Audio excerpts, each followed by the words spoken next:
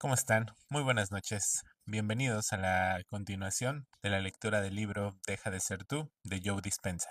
El día de ayer nos quedamos en la página 115, en el capítulo 4. Ve más allá del tiempo. Se ha escrito largo y tendido sobre la importancia de vivir el presente. Podría citar estadísticas de cualquier índole, desde conducir con la cabeza en otra parte hasta el divorcio, que respaldan la idea de lo difícil que nos resulta vivir en el presente. Pero me gustaría profundizar esta idea expresándola en términos cuánticos. En el presente es donde existen simultáneamente todas las posibilidades en el campo cuántico. Cuando estamos presentes, vivimos el momento. Podemos ir más allá del espacio y el tiempo y hacer realidad cualquiera de estas posibilidades. Pero cuando vivimos en el pasado, no existe ninguna de estas nuevas posibilidades. Has aprendido que cuando los seres humanos intentamos cambiar, reaccionamos como personas codependientes, porque nos volvemos codependientes a nuestros estados químicos del ser habituales. Cuando tienes este tipo de codependencia, es casi como si el cuerpo poseyera una mente propia. A medida que las situaciones del pasado provocan la misma respuesta química que la del episodio original, tu cuerpo cree estar reviviendo eso que viviste. Y en cuanto lo adiestras con este proceso a hacer la mente subconsciente, el cuerpo es el que lleva la batuta, se convierte en la mente y por lo tanto puede, en cierto sentido, pensar. Interesante, ¿eh? Lo mismo que ya habíamos visto en las páginas anteriores, como ya está tan precargado el recuerdo y está unificado con la emoción que sentiste en algún momento, el cuerpo ya por default sigue repitiendo aquello que sentiste en ese momento. Aunque ya haya quedado en el pasado, aunque tu presente sea completamente este, distinto, sigues generando lo mismo, según Joe Dispenza. Has aprendido que cuando los seres humanos intentamos cambiar, reaccionamos como codependientes, porque nos volvemos codependientes a nuestros estados químicos del ser habituales. Cuando tienes esta codependencia, es casi como si el cuerpo poseyera una mente propia. A medida que las situaciones del pasado provocan la misma respuesta química que la del episodio original, tu cuerpo cree estar reviviéndolo. He hablado de cómo el cuerpo se convierte en la mente por medio del ciclo de pensar y sentir, y posteriormente de sentir y pensar. Pero con los recuerdos del pasado también ocurre lo mismo. El proceso es el siguiente. A ver. Vivimos una experiencia con una carga emocional. Dice, vivimos una experiencia con una carga emocional. Después, tenemos un pensamiento sobre este episodio. El pensamiento se convierte a su vez en un recuerdo que reproduce de forma refleja la emoción de la experiencia. Si seguimos pensando en aquel recuerdo de manera repetida, el pensamiento, el recuerdo y la emoción acaban fusionándose en una sola cosa y memorizamos la emoción. Ahora, vivir en el pasado ya es un proceso más subconsciente que consciente. El subconsciente se ocupa de la mayoría de procesos físicos y mentales que tienen lugar mecánicamente. La mayor parte de esta actividad sirve para que el cuerpo siga funcionando. Los científicos se refieren a este sistema regulador como el sistema nervioso autónomo.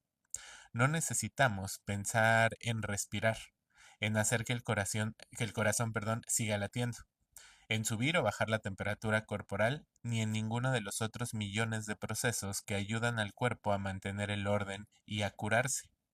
Es evidente lo peligroso que puede ser ceder a este sistema automático el control de las respuestas emocionales diarias, desencadenadas por nuestros recuerdos y también por el entorno.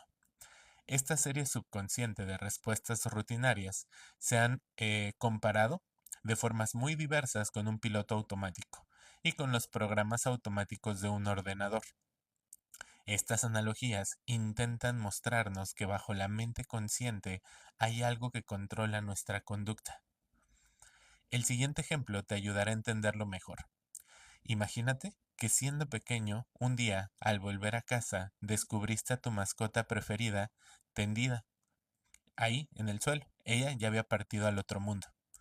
En el cerebro se te quedó grabada, a fuego, nunca mejor dicho, cada impresión sensorial de esta experiencia.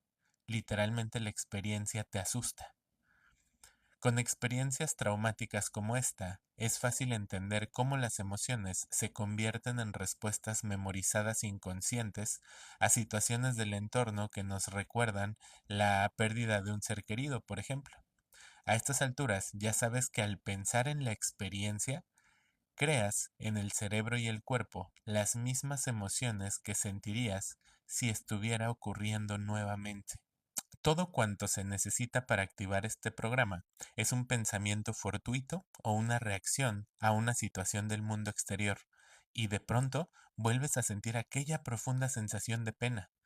El desencadenante puede ser ver un perro parecido al que tú tenías o visitar un lugar donde lo llevabas de cachorro. Sea cual sea el estímulo sensorial, activa una emoción. Estos desencadenantes emocionales pueden ser evidentes o sutiles, pero todos te afectan a nivel subconsciente.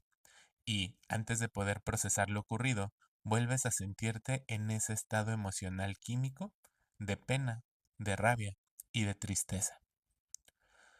En cuanto te sucede, el cuerpo es el que dirige la mente. Aunque intentes salir de ese estado emocional, siempre te sientes como si estuvieras más allá de tu control. Piensa en Pavlov y sus perros. En la última década del siglo XIX, un joven científico ruso ató varios perros a una mesa, tocó una campanilla y luego les dio una sabrosa comida. Con el tiempo, después de... Espérenme tantito, aquí dice con el tiempo. Después de ser expuestos muchas veces al mismo estímulo, los perros se ponían a salivar al oír solamente la campanilla. Es la llamada respuesta condicionada, y este proceso es automático. ¿Pero por qué? Nada más así para reforzar el ejemplo que acabamos de escuchar. Joe Dispenza dice que recordemos a Pavlov, quien amarró a unos perritos y cada que tocaba una campana les daba de comer, ¿ok? Llegó un punto en que ya no les daba de comer, pero solamente con tocar la campana, los cachorros empezaban a salivar, porque ya habían entendido y ya habían adquirido el conocimiento de que cada que sonaba la campana, ellos iban a recibir comida. Ahora bien, Joe Dispenza nos dice, es la llamada respuesta condicionada, y este proceso es automático. ¿Por qué? Porque el cerebro empieza a responder de manera autónoma. Piensa en el sistema nervioso autónomo. La cascada de reacciones químicas desencadenadas en cuestión de milisegundos cambia el cuerpo fisiológicamente, y ello ocurre a nivel subconsciente sin que apenas nos demos cuenta o prácticamente de manera automática. Es una de las razones por las que nos cuesta tanto cambiar. Aunque creamos vivir en el presente, el cuerpo-mente subconsciente están viviendo en el pasado. Si esperamos que suceda en el futuro una situación previsible basándonos en un recuerdo del pasado, estamos viviendo como esos canes. Una experiencia vivida con alguien o algo en particular en un determinado momento y lugar nos hace responder fisiológicamente de manera automática. Ok, fíjense, ¿eh? Interesante cómo hasta cierto punto estamos condicionados a experiencias que hemos vivido en el pasado y nuestro cuerpo ya reacciona en automático. Pone el mismo ejemplo de Pavlov, que solamente con el escuchar de las campanillas, el cuerpo de los cachorros literalmente reaccionaba en automático. Lo mismo nos dice que acá nosotros. Como ya hemos vivido experiencias pasadas, en cuanto escuchamos algún, o bueno, más bien, cuando se activa algún recuerdo, puede ser sensorial, algún lugar que visitemos, algún tipo de aroma, algún tipo de sonido, se activa en automático eh, la parte de lo que ya hemos vivido en el pasado.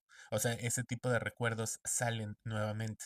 Entonces, por eso te dice, aunque tú intentes vivir en el presente, en ocasiones el cuerpo sigue viviendo en el pasado. Está dependiendo de que haya algún estímulo sensorial externo que le recuerde lo que él ya vivió con anterioridad y se comporte exactamente igual que como vivió en el momento en el que vivió esa experiencia. Es una de las razones por las que nos cuesta tanto cambiar. Aunque creamos vivir en el presente, el cuerpo-mente subconsciente está viviendo en el pasado. Si esperamos que suceda en el futuro una situación previsible basándonos en un recuerdo del pasado, estamos viviendo como esos canes. Una experiencia vívida con alguien o algo en particular en un determinado momento y lugar nos hace responder fisiológicamente de manera automática.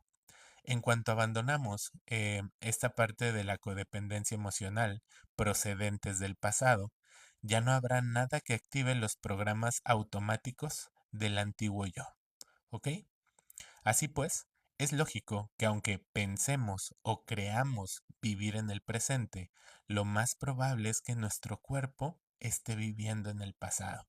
Fíjense la importancia y la relevancia que toma el ser conscientes constantemente del momento en el que estamos viviendo.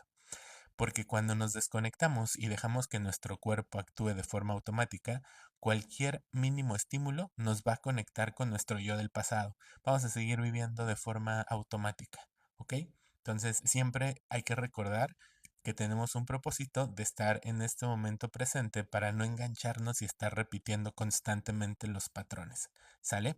Me preguntan en qué página vamos. Vamos en la página 118 de las emociones al estado de ánimo, el temperamento y los rasgos de personalidad, cómo se habitúa el cuerpo a vivir en el pasado. Por desgracia, para la mayoría de las personas, como el cerebro funciona mediante la repetición y la asociación de ideas, no es necesario vivir un gran trauma para que el cuerpo se convierta en la mente. Los desencadenantes más pequeños pueden producirnos respuestas emocionales que nos producen, que nos parecen incontrolables.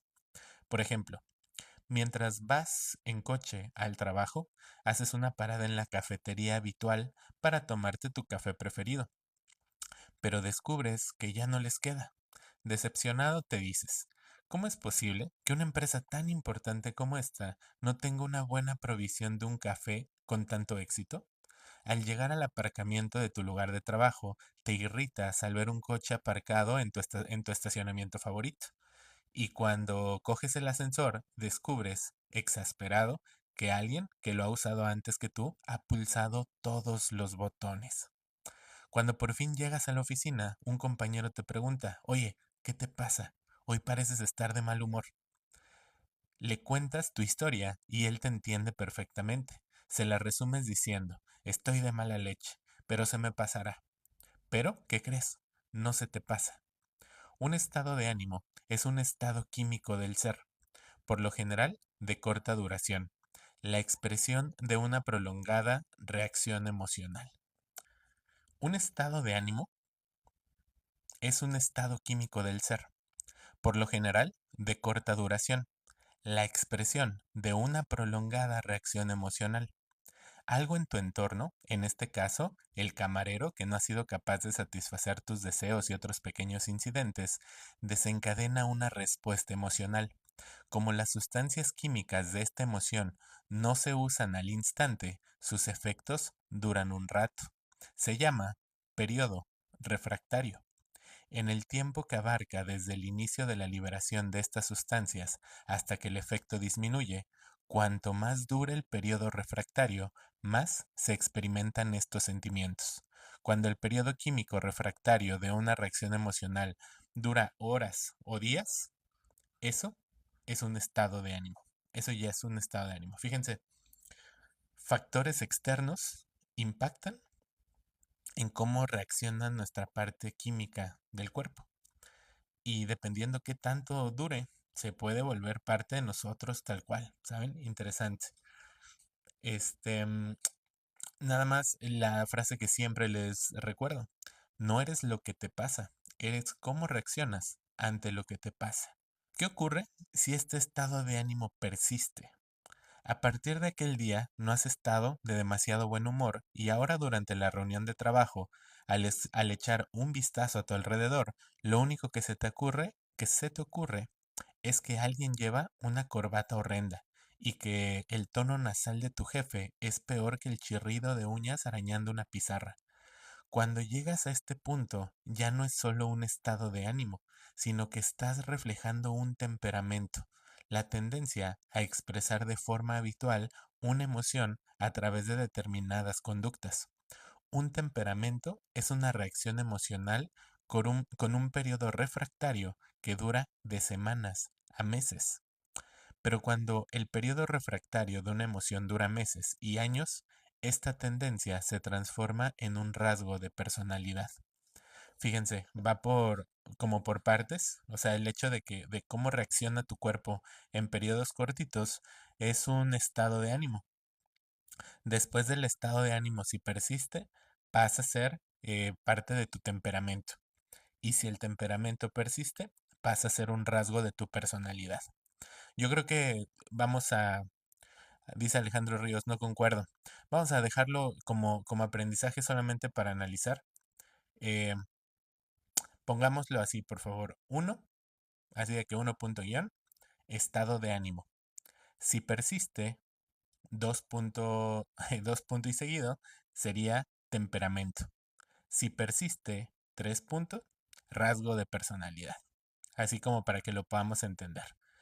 Uno, estado de ánimo. Dos, temperamento. Tres, rasgo de personalidad. No decides cómo reaccionar, es un sesgo humano. Tu cuerpo reacciona con base en tu contexto. Fíjate, sí, cannabis. Aquí el punto, y es algo que hemos platicado con anterioridad, entre más información tengas, información que te ayude a cómo saber reaccionar ante situaciones complejas que van ocurriendo en tu vida, tienes más herramientas para poder moderarte y no solamente reaccionar como tal. Si te das cuenta, con base en información o experiencias pasadas que has vivido, tu nivel de conocimiento se amplió. Y ahora cuando repites cierto tipo de patrones o cierto tipo de experiencias que en tu pasado ya habías conocido, ya no actúas de la misma manera. Es una forma diferente en la que vas a abordar esta situación. Entonces, aunque sí sea una respuesta inmediata la que tiene nuestro cuerpo ante una situación, o sea, nuestra mente, cuerpo, todo, ante una situación específica del contexto, entre más información tengamos, va a ser más probable que logremos mediar la misma situación sin dejar que literalmente nos controle ella a nosotros. Entonces, siempre el conocimiento va a ayudar muchísimo a el tipo de respuesta que vamos a tener. Entonces, no estamos de cierta forma destinados ya a que quienes somos en este momento de la vida, tal cual con lo que tienes hoy, eh, vaya a ser que lo tengas que llevar hasta tu último día en este planeta, ¿no? O sea, de que no vas a volver a cambiar porque ya está precargado todo en ti. Justo lo que está empujando este concepto es el hecho de que te apertures a conocer diferente información, que entiendas que estas respuestas que tienes están precargadas desde tu pasado, pero las manejas o más bien se activan de forma inconsciente. Cuando te empiezas a ser consciente de ello, tú mismo puedes empezar a poner como punto y coma en este tipo de respuestas, para no gancharte y continuar reaccionando de la misma manera que antes. Página 119. ¿Qué ocurre si ese estado de ánimo persiste? A partir de aquel día no has estado de demasiado buen humor, y ahora, durante la reunión de trabajo, al echar un vistazo a tu alrededor, lo único que se te ocurre es que alguien lleva una corbata horrenda, y que el tono nasal de tu jefe es peor que el chirrido de unas uñas arañando una pizarra. Cuando llegas a este punto, ya no es solo un estado de ánimo, sino que estás reflejando un temperamento, la tendencia a expresar de forma habitual una emoción a través de determinadas conductas. Un temperamento es una reacción emocional, con un periodo refractario que dura más de semanas y más que meses. Pero, cuando el periodo refractario de una emoción dura meses y años, esta tendencia se transforma en un rasgo de personalidad. En este punto, los demás te describen como un amargado, un resentido, iracundo y criticón. Los rasgos de nuestra personalidad suelen basarse en emociones pasadas. La mayoría de las veces, la personalidad, que es como pensamos, cómo actuamos y cómo sentimos, está anclada en el pasado. Fíjense esto, por favor ayúdenme a apuntarlo. Los rasgos de nuestra personalidad suelen basarse en emociones pasadas. Se los repito. Los rasgos de nuestra personalidad suelen basarse en emociones pasadas. Va de nuevo. Los rasgos de nuestra personalidad suelen basarse en emociones pasadas. Muchas gracias, Pau. Listo. Jairo, muchas gracias, amigo. Dinora también. Después dice, la mayoría de las veces la personalidad, recordemos que la personalidad es cómo pensamos, cómo actuamos y cómo sentimos, está anclada en el pasado. Por eso, para poder cambiar nuestra personalidad, debemos cambiar las emociones memorizadas, dejar de vivir en el pasado. Híjole, es que esto también nos lo tenemos que llevar como aprendizaje. Ayúdenme a apuntarlo, por favor. Para poder cambiar nuestra personalidad, debemos cambiar las emociones memorizadas. Para poder cambiar nuestra personalidad, debemos cambiar nuestras emociones memorizadas. Entramos a la página 121. Si vives en un futuro previsible, no cambiarás. Vamos a ver qué dice. Hay otra cosa que nos impide cambiar. Quizá también estamos acostumbrando al cuerpo a hacer la mente para vivir un futuro previsible, basado en el recuerdo de un pasado conocido, con lo que nos perdemos el precioso ahora. Como ya sabes, podemos acostumbrar al cuerpo a vivir en el futuro, aunque, claro está, esto puede servirnos para mejorar nuestra vida, como cuando nos concentramos en una nueva experiencia, como hizo mi hija al crear el trabajo de verano deseado en Italia.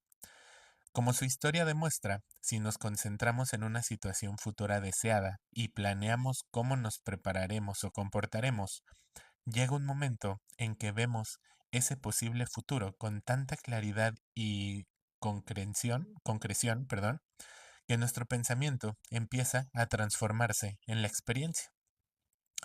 En cuanto el pensamiento se convierte en la experiencia, genera una emoción. Cuando empezamos a sentir la emoción de una situación antes de que ésta se materialice, el cuerpo, que es como si fuera la mente inconsciente, comienza a responder como si la situación ya estuviera sucediendo. Fíjense aquí interesante. Recuerdan que nos está diciendo el autor. El cuerpo normalmente de forma inconsciente reacciona con cosas que ya vivió en el pasado. Se activa en automático. Por eso él ahorita dice, cuando te entregas a ese pensamiento futuro que deseas materializar, pero te entregas con emoción, este, literalmente el cuerpo empieza a actuar como cuando estábamos actuando, pero viceversa. El cuerpo de forma automática reacciona ante recuerdos del pasado que tiene memorizados y químicamente acciona lo necesario para comportarse como si la situación estuviera viviéndose en el presente. El autor te está diciendo, si ahora piensas en el futuro de esta misma manera, el cuerpo se va a estar preparando previo a la situación, aunque todavía no exista, se va a estar preparando previo químicamente para cuando esto suceda. Mm, buen concepto, ¿no? Es como desaprender para volver a aprender. Es correcto, Vane, es como desaprender nuestras experiencias pasadas y aprender que podemos crear pues sí, tal cual un conocimiento nuevo en el presente y en el futuro, ¿no? Como un tipo de autosanación, es como somatizar. Fíjate, el concepto necesitaría ver cómo está este tema de la somatización. No sé si sea tanto de vu, Joana. No, no creo que vaya tanto por el déjà vu, ¿eh? Sería más que nada, realmente creernos hacia dónde vamos. Pero a ver, vamos a ver qué más tiene por decir. Pero, ¿qué ocurre si empezamos a anticipar una experiencia futura no deseada o incluso nos obsesionamos con el peor de los escenarios basándonos en un recuerdo del pasado? Pues seguimos programando el cuerpo para que experimente una situación futura antes de que esto ocurra. Ahora, el cuerpo ya no vive en el presente o en el pasado, sino en el futuro, pero en un futuro basado en alguna construcción del pasado. Cuando esto ocurre, el cuerpo no sabe distinguir la situación real de la situación imaginaria. Como creemos que lo más probable es que esa situación imaginada nos pase en la vida, el cuerpo se prepara para ella. y empieza a vivirla de una forma muy real. El siguiente ejemplo muestra cómo vivimos en el futuro basándonos en el pasado. Imagínate que te has, imagínate que te han pedido que des una conferencia ante 350 personas, pero te da miedo hablar en público por los recuerdos de las desastrosas charlas que diste en el pasado. Cuando piensas en la conferencia, te imaginas plantado ante la audiencia, tartamudeando y perdiendo el hilo de los pensamientos. Tu cuerpo empieza a responder como si esta situación del futuro estuviera ocurriendo en este momento. Los hombros se te tensan, el corazón te martillea en el pecho y te pones a sudar profusamente. Mientras te imaginas el tan temido día, haces que tu cuerpo ya esté viviendo esa estresante realidad.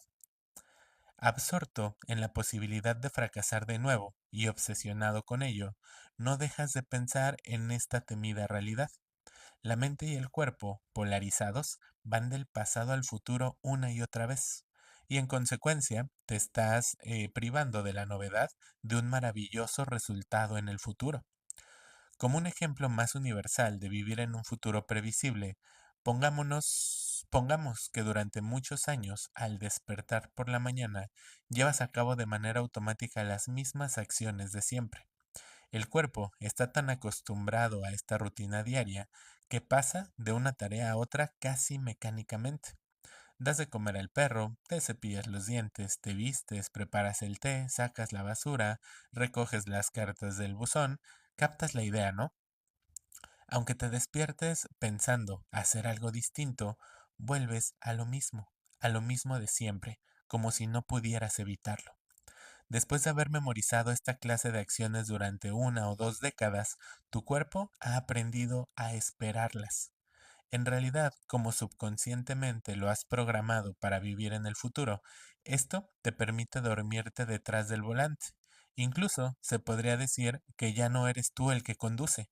Ahora tu cuerpo no puede existir en el presente.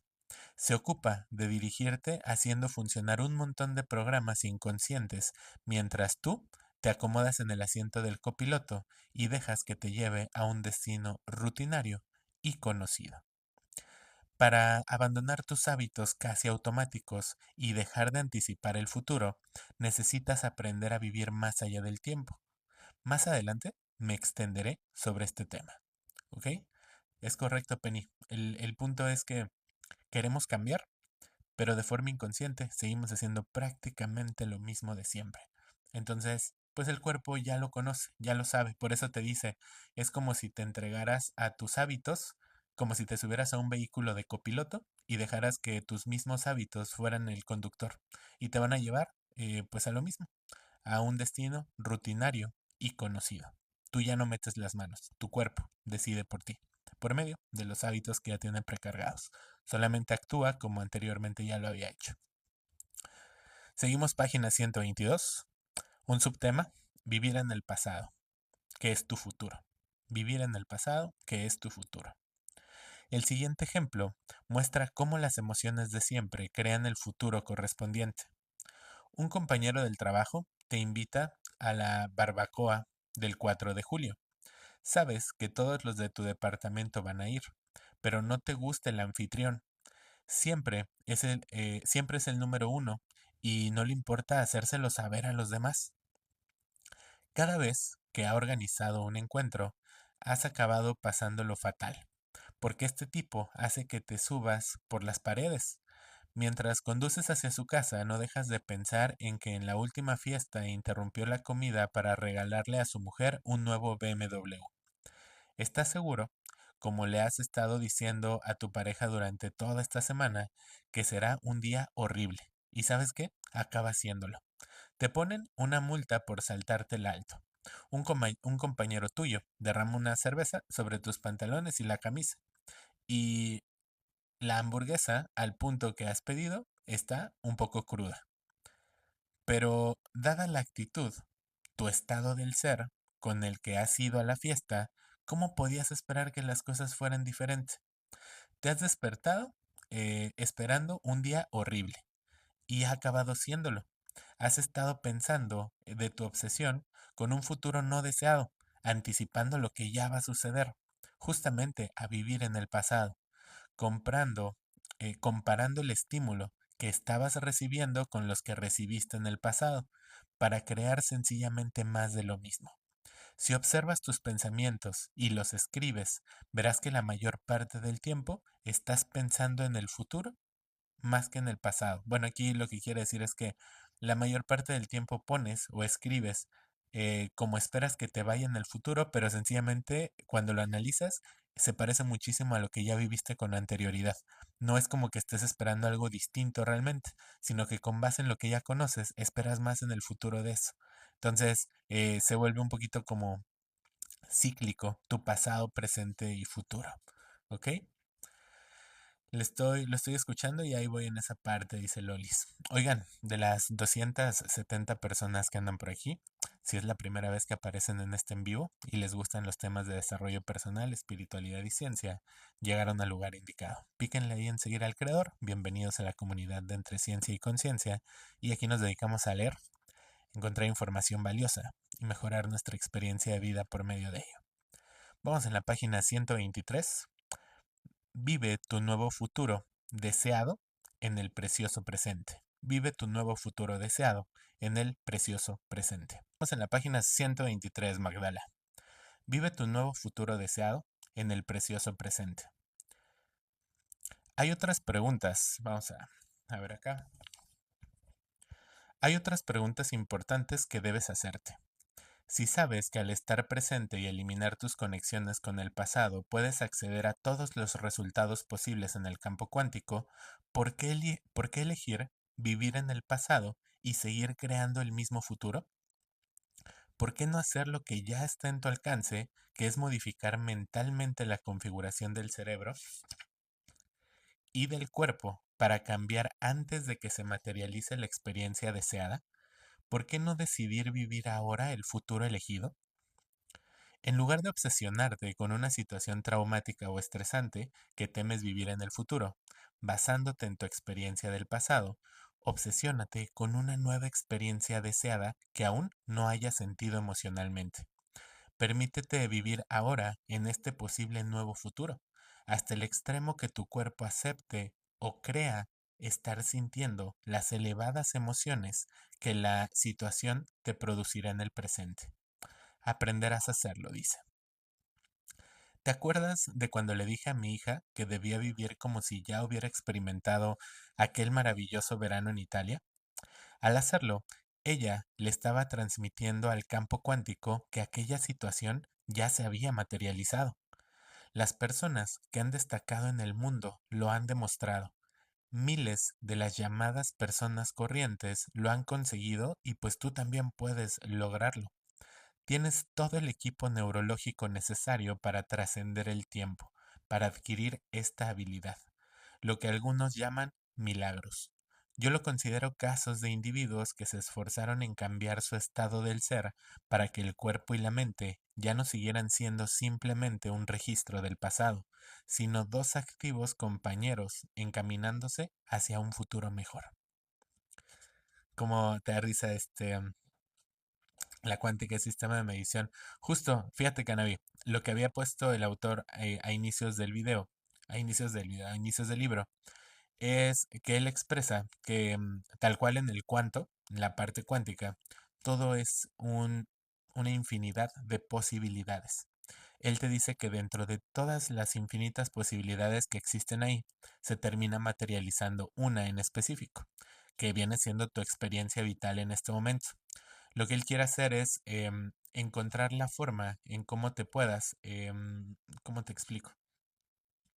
Prepararte previamente para que en el clavado que te eches al cuanto, dentro de las miles de posibilidades que hay, puedas acercarte a materializar aquella que sea la que tú realmente quieres vivir. Es la premisa con la cual Joe Dispenza va llevando este libro como tal. Después dice, em, página 124, trasciende los tres grandes, las experiencias cumbre y los estados alterados de conciencia normales. A estas alturas, Sabes que el mayor obstáculo para cambiar el hábito de ser el mismo de siempre es pensar y sentir de acuerdo con el entorno, el cuerpo y el tiempo. Mientras te preparas para el proceso de meditación que aprenderás en este libro, tu primer objetivo será aprender a pensar y sentir, que esto quiere decir ser, más allá de los tres grandes. Y los tres grandes son el entorno, el cuerpo y el tiempo. Me apuesto lo que sea que ya en algún momento de tu vida, quizás incluso con frecuencia, has pensado más allá del entorno, del cuerpo y del tiempo. Esos momentos son los que trasciendes, los tres grandes, es lo que algunos llaman un estado de fluir, el famoso estado de flow. Hay varias formas de describir lo que sucede cuando el entorno, el cuerpo y la noción del tiempo desaparecen y nos olvidamos del mundo. Cuando doy charlas, les pido a los asistentes que me describan algún momento creativo en el que estuvieran tan enfrascados en algo o tan relajados y a gusto que entraron en un estado alterado de conciencia. Estas experiencias suelen ser de dos clases. La primera es la llamada experiencia cumbre, un momento trascendiente en el que alcanzas un estado del ser que asociamos con los monjes y los místicos.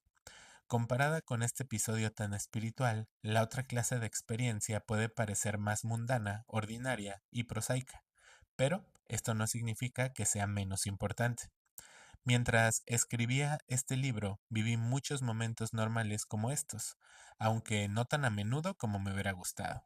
Cuando me siento a escribir, suelo tener muchas otras cosas en la cabeza. Mi cargada agenda de viajes, mis pacientes, mis hijos, mi equipo de trabajo, lo hambriento, lo soñoliento o lo feliz que me siento en ese momento. Si es un buen día, cuando estoy inspirado y las palabras fluyen sin ningún esfuerzo, siento como si mis manos y el teclado fueran una prolongación de mi mente. No soy consciente de mis dedos moviéndose por el teclado ni de mi espalda apoyada en el respaldo de la silla. Los árboles, mecidos por la brisa que veo desde la ventana del estudio, desaparecen y la pequeña tensión de mi cuello ya no me distrae. Estoy completamente concentrado y absorto en las palabras que aparecen en la pantalla del ordenador. Y de pronto descubro que, aunque parezca haber transcurrido tan solo un instante, ya hace una hora o más que estoy escribiendo. Así me pasa cuando estoy con ustedes. Ven que les digo que ya en el momento en el que me metí en la lectura, que ya andamos, fum, fum, fum, pues aquí andamos. Es cuando más fluye en la parte de los momentos eureka, que empezamos a hacer conexiones de ideas, de lo que vamos aprendiendo. No sé si también te pasa, dice Joe Dispenza, pero después de vivir uno de esos momentos en los que el entorno, el cuerpo y el tiempo parecen desaparecer, me siento como nuevo. Después dice, no siempre se dan mientras estoy escribiendo, pero al terminar de escribir mi segundo libro, descubrí que ahora me ocurren más a menudo. A base de práctica he conseguido controlar el estado de flow y ahora ya no es una experiencia tan fortuita o improvista como antes. Trascender los tres grandes para vivir esta clase de momentos es esencial para despojarte de tu mente y crear otra nueva. Entonces, interesante, ¿no? La parte de que el estado de flow, justo aquí hay un punto de conexión con Deja de ser tú, perdón, con El poder de la hora de Eckhart Tolle. Em, Él te decía, por medio de la acción puedes domar a tu mente. ¿Por qué? Porque cuando estamos en la inacción, la mente puede tomar el control y ir hacia el futuro o ir hacia el pasado cuantas veces quiera.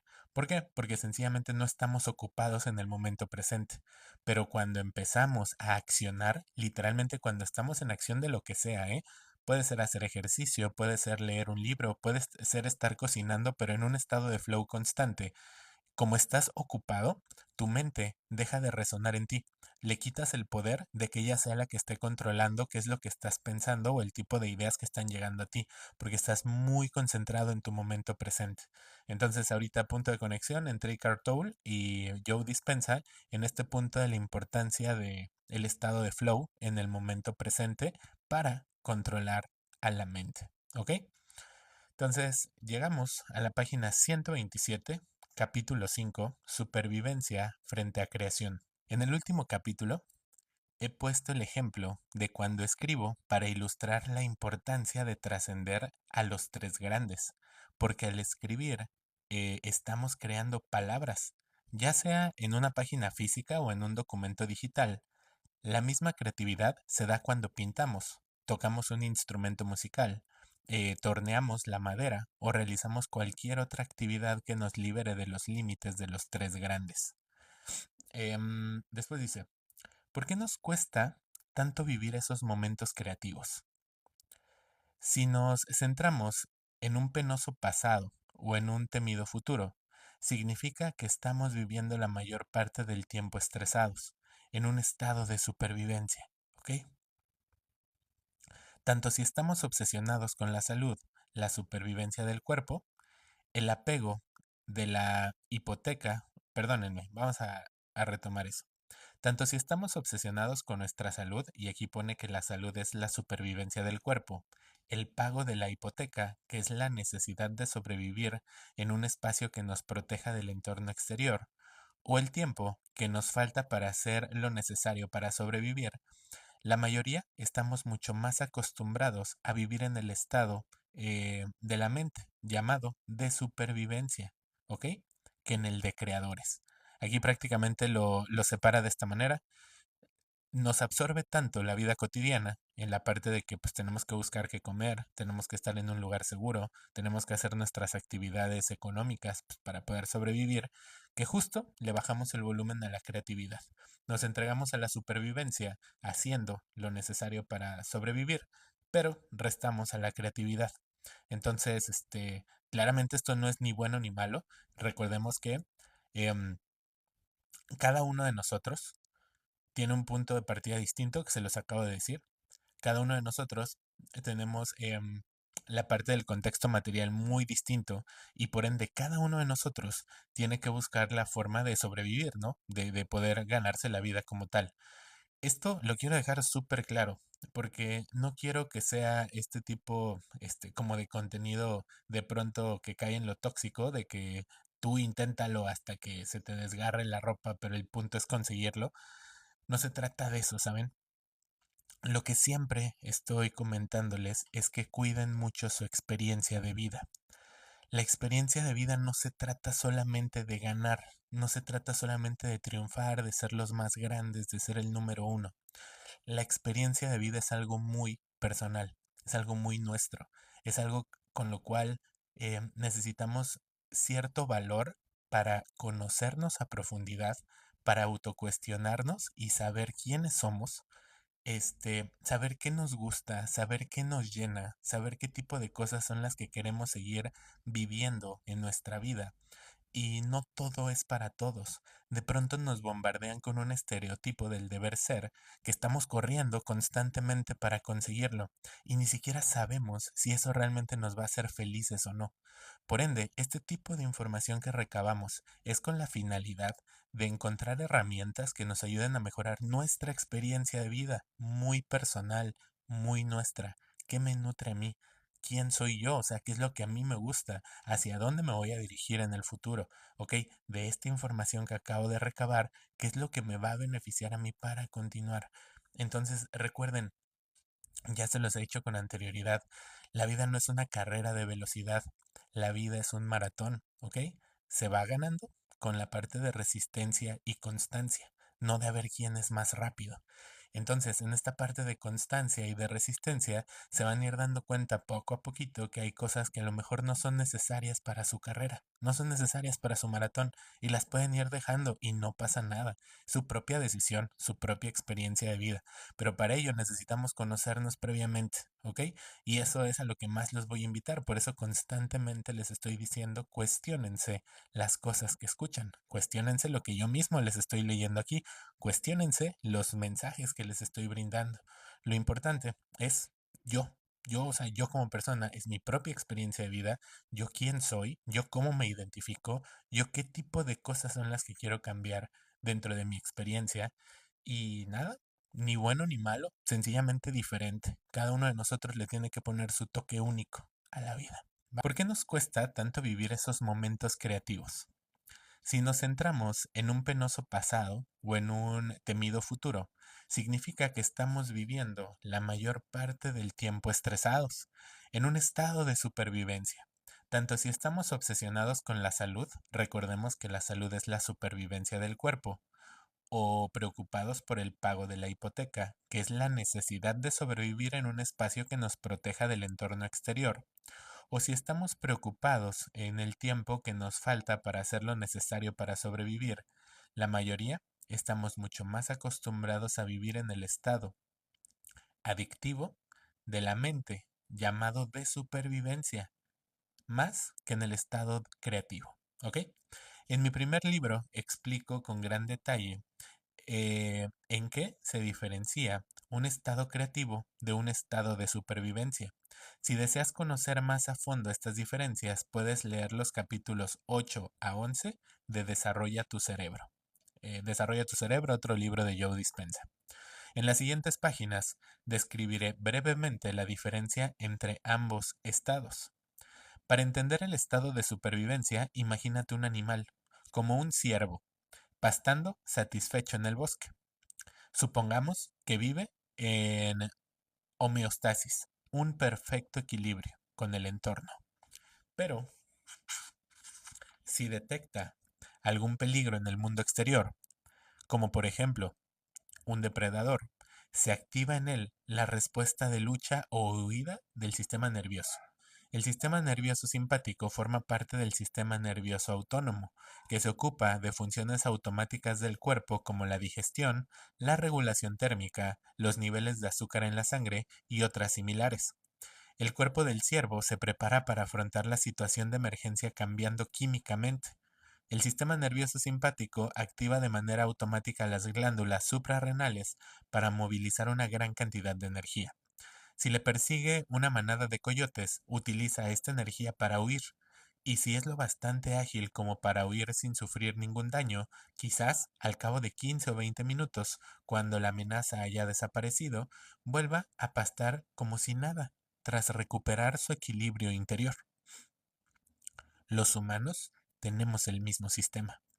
Cuando detectamos un peligro, el sistema nervioso simpático se activa y la energía se moviliza, como ocurre con el ciervo.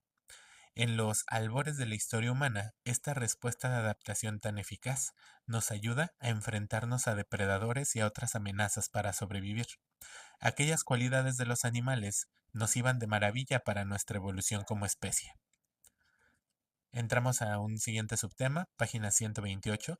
La respuesta humana al estrés se activa con un simple pensamiento y dura más de lo debido. Página 128. La respuesta humana al estrés se activa con un simple pensamiento y en ocasiones dura más de lo debido. Dice Joe Dispenza. Por desgracia, existen varias diferencias entre el Homo sapiens y los seres del reino animal con los que compartimos el planeta y que no nos sirven tanto como nos servían antes. Cada vez que alteramos el equilibrio químico del cuerpo, se produce lo que llamamos estrés. Ok, ok, esto hay que llevarnos, lo dice Magdala, para más libros, sí.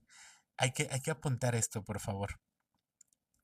Cada vez que alteramos el equilibrio químico del cuerpo, se produce estrés.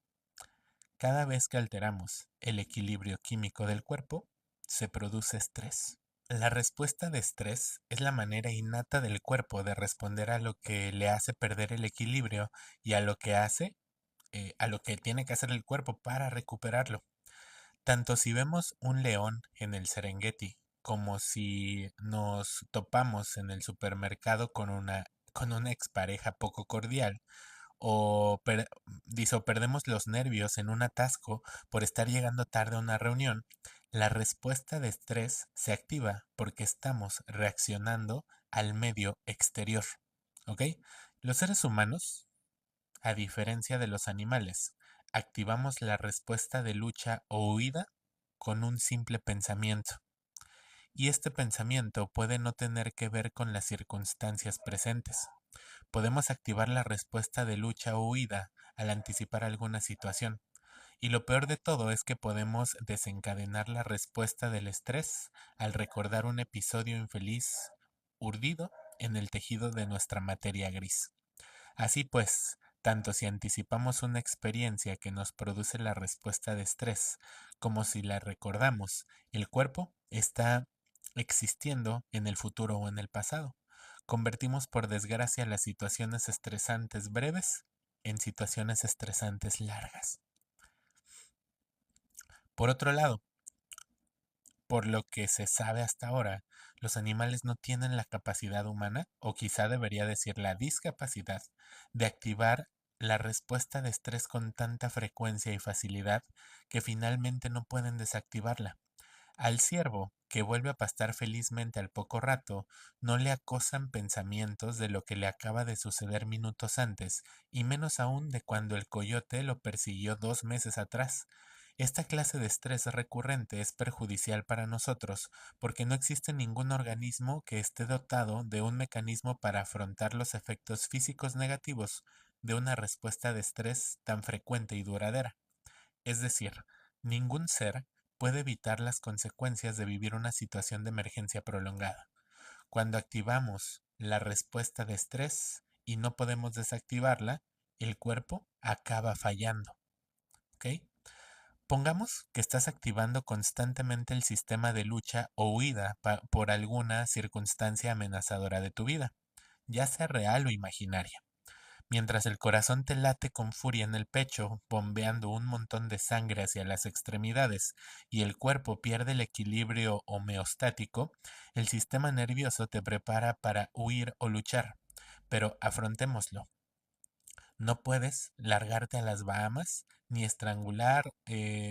Ok, no puedes largarte a las Bahamas o darle ahí un estate quieto a tu compañero del trabajo. Sería un acto demasiado primitivo. Por eso, condicionas al corazón a estar latiendo con furia todo el tiempo y tal vez acabas con la presión alta, arritmias o algún otro trastorno del corazón. Fíjense, ante el estrés constante, dado que no podemos hacer algo para cambiarlo, el mismo cuerpo termina somatizando aquello que está viviendo. Entonces, como vives con esta parte del corazón alterado, según dice Joe Dispenza, llega un punto en el que tú mismo te generas presión alta por estar constantemente así de tu misma situación vital de ese momento. Entonces es curioso, o sea, como factores externos perjudican tanto digamos, nuestro bienestar, el cuerpo termina quedando afectado por estar expuesto por largos tiempos a estos episodios de estrés. ¿Ok? ¿Y qué ocurre cuando sigues movilizando toda esta energía para alguna emergencia? ¿Ok? ¿Cómo estás, amigo Jesser desde Colombia? Sí, me acuerdo de ti. Una barbería desde Colombia. Se conecta de vez en cuando aquí. Mi buen amigo, saludotes hasta allá. ¿Qué ocurre cuando sigues movilizando toda esta energía para alguna emergencia? Si estás gastando toda tu energía en algún problema del mundo exterior, te quedará muy poca para tu mundo interior, que este es el sistema inmunológico, que controla justamente todo lo que pasa dentro.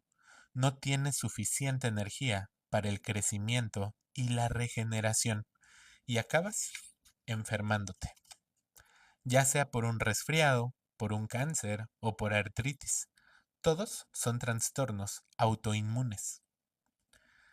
Curioso, ¿no? Curioso. Si piensas en ello, verás que la diferencia entre los animales y los humanos es que, aunque todos suframos estrés, nosotros reexperimentamos y preexperimentamos situaciones traumáticas, que es lo más perjudicial de las respuestas de estrés activas por las presiones del pasado, el presente y el futuro. Cuando perdemos el equilibrio químico tan a menudo, esta falta de equilibrio acaba siendo el estado habitual, con lo que estaremos destinados a vivir, perdón, a nuestro destino genético. Y en la mayoría de los casos, esto significa sufrir algún tipo de enfermedad. ¿Ok? Vamos a dar ya el último jalón para irnos a dormir. Si piensas en ello, Verás que la diferencia entre los animales y los humanos es que, aunque todos sufrimos de estrés, nosotros reexperimentamos y preexperimentamos situaciones traumáticas. ¿Qué es lo más perjudicial de las respuestas de estrés activadas por las presiones del pasado, del presente y del futuro? Que cuando perdemos el equilibrio químico tan a menudo, esta falta de equilibrio acaba siendo el estado habitual, con lo que estaremos destinados a vivir nuestro destino genético, y en la mayoría de los casos esto significa sufrir alguna enfermedad. La razón es evidente.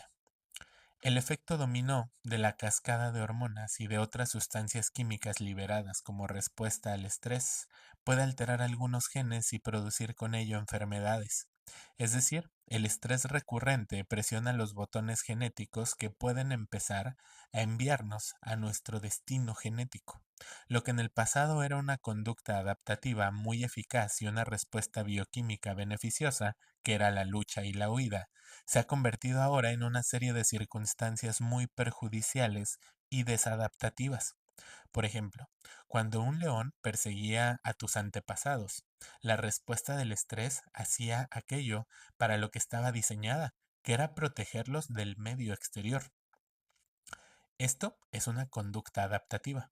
Pero si durante días y días te preocupas por el ascenso, te obsesionas con tu presentación para ocupar un cargo superior o te angustias por tu madre hospitalizada, estas situaciones crean las mismas sustancias químicas que si te estuviera persiguiendo el león. Esto es una conducta desadaptativa. Cuando este estado de emergencia dura demasiado, la respuesta de lucha o huida usa la energía que tu medio interior necesita. El cuerpo le roba esta energía vital al sistema inmunológico, al sistema digestivo y a los sistemas endocrinos, entre otros, y se le envía a los músculos para que pueda luchar contra un depredador o huir del peligro. Pero en tu situación, esto solo te perjudica. Desde una perspectiva psicológica, la sobreproducción de hormonas del estrés genera emociones humanas de ira, miedo, envidia y odio. Fomenta sentimientos de agresividad, frustración, ansiedad e inseguridad, y provoca experiencias de dolor, sufrimiento, tristeza, desesperanza y depresión. La mayoría de la gente se pasa la mayor parte del tiempo preocupándose con pensamientos y sentimientos negativos. ¿Es porque la mayoría de las cosas que nos ocurren son negativas acaso? Claro que no. Tienen una actitud tan negativa porque viven anticipando el estrés o reexperimentándolo con los recuerdos. Por eso, la mayoría de sus pensamientos y sentimientos están motivados con las fuertes hormonas del estrés y la supervivencia. Cuando se activa la respuesta de estrés, nos centramos en tres elementos muy importantes. El cuerpo, debo protegerlo. El entorno, ¿a dónde puedo ir para huir de la amenaza? Y el tiempo, ¿cuánto tiempo tengo para evitar esta amenaza? Fíjense, cuando se activa el estrés en nosotros son tres cosas, que es cuerpo, entorno y tiempo. El cuerpo es el que necesitamos proteger. El entorno es a dónde podemos huir para ya no estar amenazados. Y el tiempo es cuánto tiempo me tengo que esconder para que no me pase nada. ¿Saben? Y si se dan cuenta, aquí te dice que la desadaptatividad, desadaptatividad surge cuando el cuerpo reacciona como si el león nos estuviera persiguiendo, pero en realidad solamente es un reporte que le tenemos que entregar a nuestro jefe. El estrés se activa de esa misma manera, químicamente se sueltan muchas sustancias, nuestro cuerpo se pone tenso, quiere huir, se quiere poner a salvo, pero no tiene realmente nada de qué ponerse a salvo. Sencillamente es estrés de algo que tenemos que entregarle, ¿no? A nuestro jefe. Por eso te dice, eso nos perjudica más porque realmente no estamos huyendo de nada.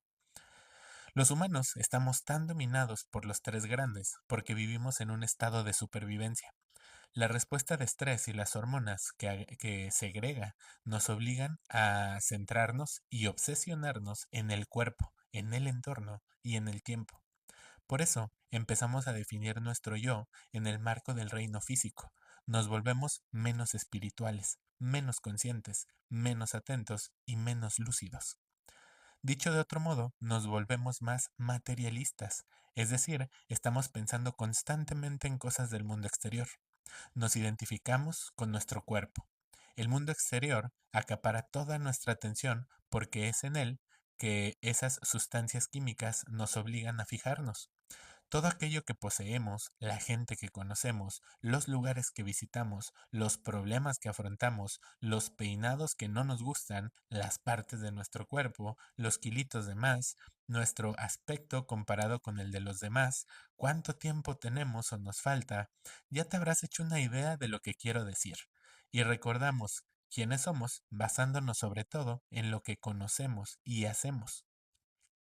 Vivir en un estado permanente de supervivencia hace que nos centremos en el 0,00001% de la realidad en lugar de hacerlo en el otro por ciento. ¿Ok? Entonces con esto llegamos a la página 132. Gracias por estar. Síganme. Nos vemos en el futuro.